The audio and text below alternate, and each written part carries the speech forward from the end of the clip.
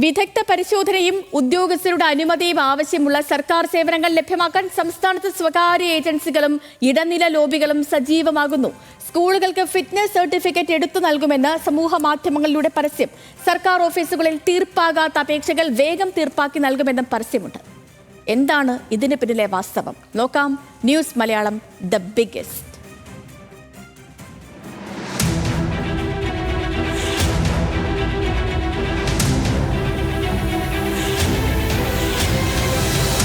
സംസ്ഥാനത്തെ എല്ലാ സ്കൂളുകളും മെയ് മാസത്തിൽ പരിശോധന നടത്തി കെട്ടിടങ്ങളുടെ ഫിറ്റ്നസ് ഉറപ്പാക്കണമെന്ന് സർക്കാർ ഉത്തരവിൽ പറഞ്ഞിരുന്നു. ഇതോടെയാണ് ഇടനില ലോബിയുടെ പ്രവർത്തനം സജീവമായത്. സ്കൂളുകൾക്ക് ഫിറ്റ്നസ് സർട്ടിഫിക്കറ്റ് ലഭിക്കുവാനുള്ള കാര്യങ്ങൾ ചെയ്തു കൊടുക്കാമെന്നാണ് ഇടനിലക്കാരുടെ വാഗ്ദാനം. സമൂഹ മാധ്യമങ്ങളിലൂടെ പരസ്യം നൽകിയാണ് ഇത്തരം ഏജൻസികൾ പ്രവർത്തിക്കുന്നത്.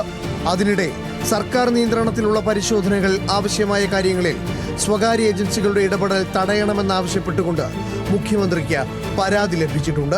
ഈ മെയ് മാസത്തിനുള്ളിൽ ഫിറ്റ്നസ് എടുക്കേണ്ടതാണ്, അത് ചെയ്തു കൊടുക്കാം എന്ന് പറഞ്ഞുകൊണ്ടാണ് സോഷ്യൽ മീഡിയ വഴി പരസ്യം നൽകുന്നത്.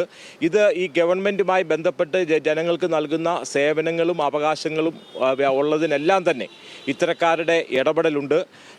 ഇവിടെ വിജിലൻസിൻ്റെ പരിശോധന കർശനമായതിനു ശേഷമാണ് ഇത്തരത്തിലുള്ളൊരു നീക്കമുണ്ടായിരിക്കുന്നത്.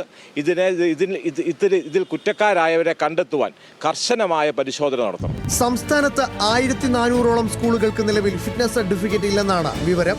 ഇതിൽ ഭൂരിഭാഗവും എയ്ഡഡ് സ്കൂളുകളാണ്. തദ്ദേശ സ്വയംഭരണ സ്ഥാപനങ്ങളിലെ എഞ്ചിനീയറിംഗ് വിഭാഗമാണ് പരിശോധന നടത്തി സർട്ടിഫിക്കറ്റ് നൽകേണ്ടത്. സ്കൂൾ ഫിറ്റ്നസിന്റെ കാര്യത്തിൽ മാത്രമല്ല, മറ്റ് സർക്കാർ സേവനങ്ങളിലും ഇടനില ലോബിയുടെ പ്രവർത്തനം സജീവമാണെന്നും ആരോപണമുണ്ട്. ഗവൺമെൻറ്റുമായി ബന്ധപ്പെട്ട് കൊടുത്ത അപേക്ഷകൾ നമുക്ക് നിരസിച്ചിട്ടുണ്ടെങ്കിൽ അത് വീണ്ടും നമുക്ക് ചെയ്തു തരാമെന്ന തരത്തിലുള്ള ഒരു രീതിയിലാണ് അവർ ഈ പരസ്യം നൽകുന്നത്.